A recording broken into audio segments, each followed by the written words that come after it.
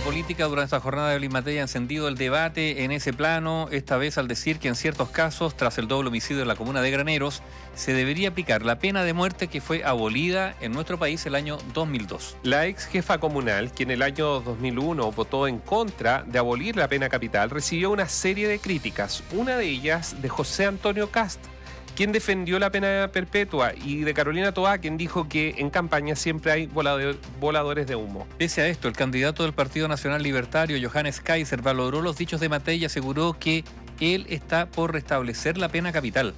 María José de la Barra, buenas tardes. ¿Cómo están? Muy buenas tardes. Un total de 58 personas fueron condenadas a pena de muerte en Chile desde su promulgación en 1875. Los últimos condenados fueron Carlos Top Collins y Jorge Sagredo Pizarro, conocido como los psicópatas de Viña del Mar, en el año 1985. Sin embargo, un proyecto de ley que se votó en 2001 durante el gobierno de Ricardo Lagos y que fue promulgado el 2002 reemplazó la pena capital por el presidio perpetuo calificado, que tiene como castigo los 40 años de cárcel.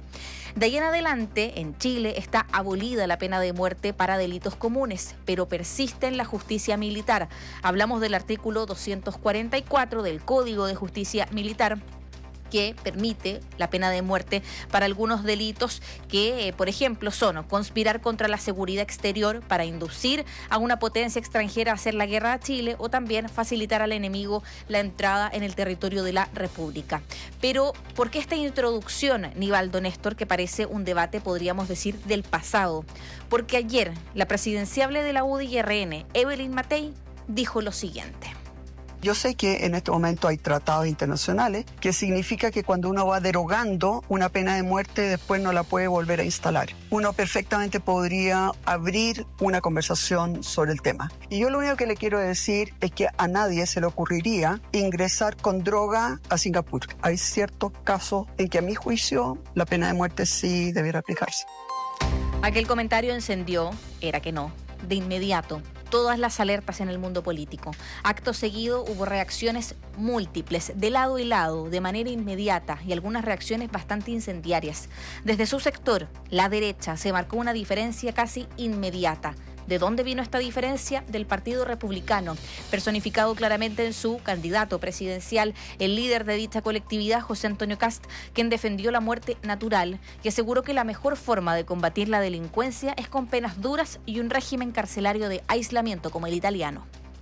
Nosotros defendemos la vida desde la concepción hasta la muerte natural. No defendemos la pena de muerte. Pero además, la sanción más dura que se le puede aplicar a un delincuente, a un narcotraficante, a un violador, es la cadena perpetua. La pena de muerte, incluso para algunos de estos delincuentes, es una salida por arriba. No se la merecen.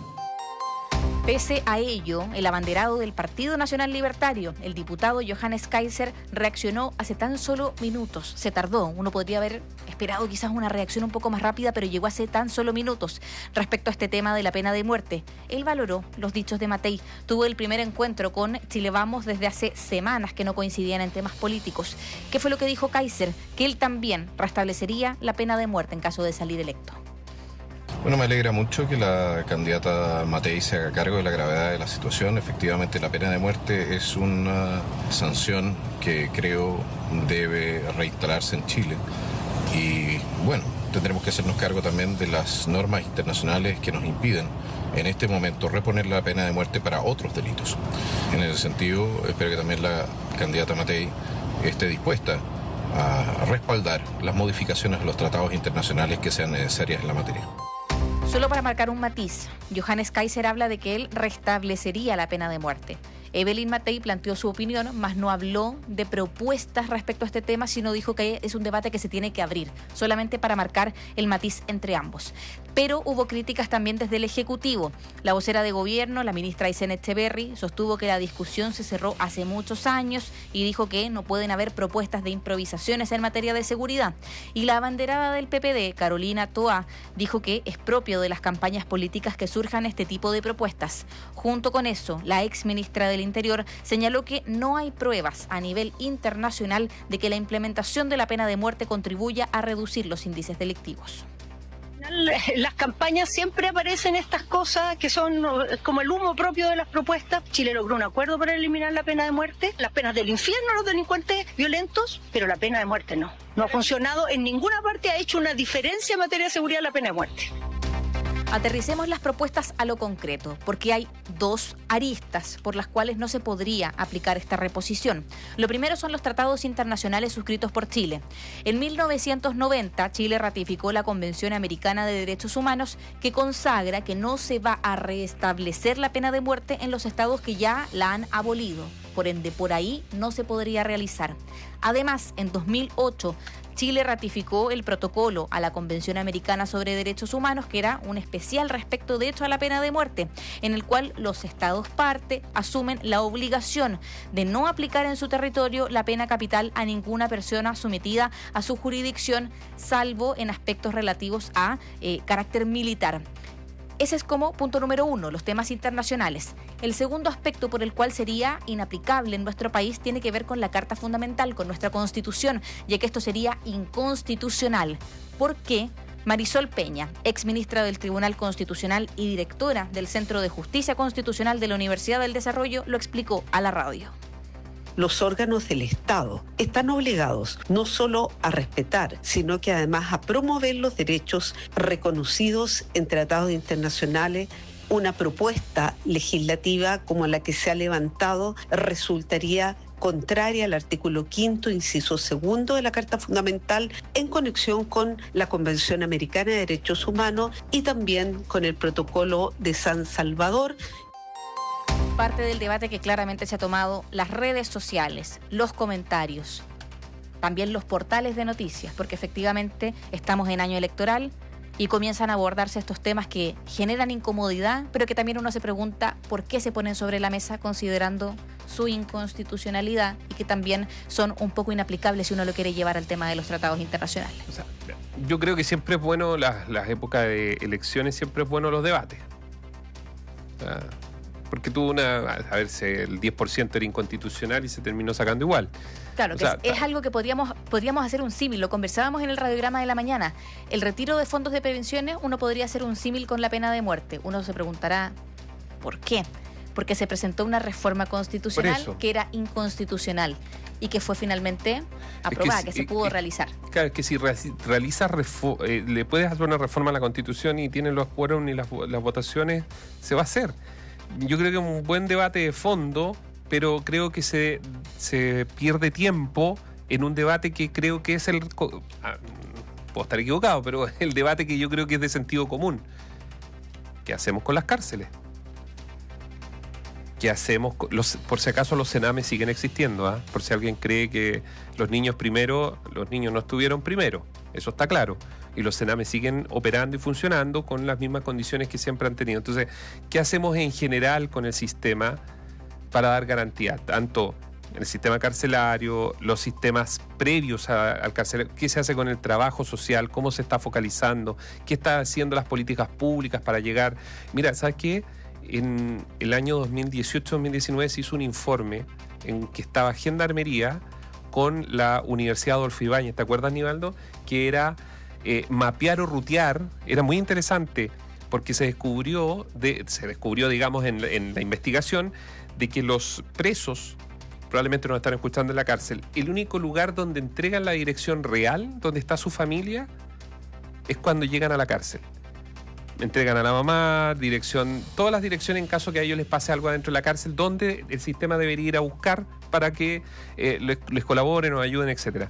Y había una idea que era cómo el trabajo psicosocial, social en general. Territorial, que es una palabra que gusta mucho ahora. Bueno, territorial, como lo quieran llamar, se focalizaba en los lugares donde la persona que estaba por tráfico de drogas, por homicida, por lo que sea, vea que desde la cárcel hacia afuera su familia puede estar en una mejor condición y que trabajar, ir al colegio y todo esto podía ser un aliciente para la reinserción. ¿Te fijas? Pero se dijo que no.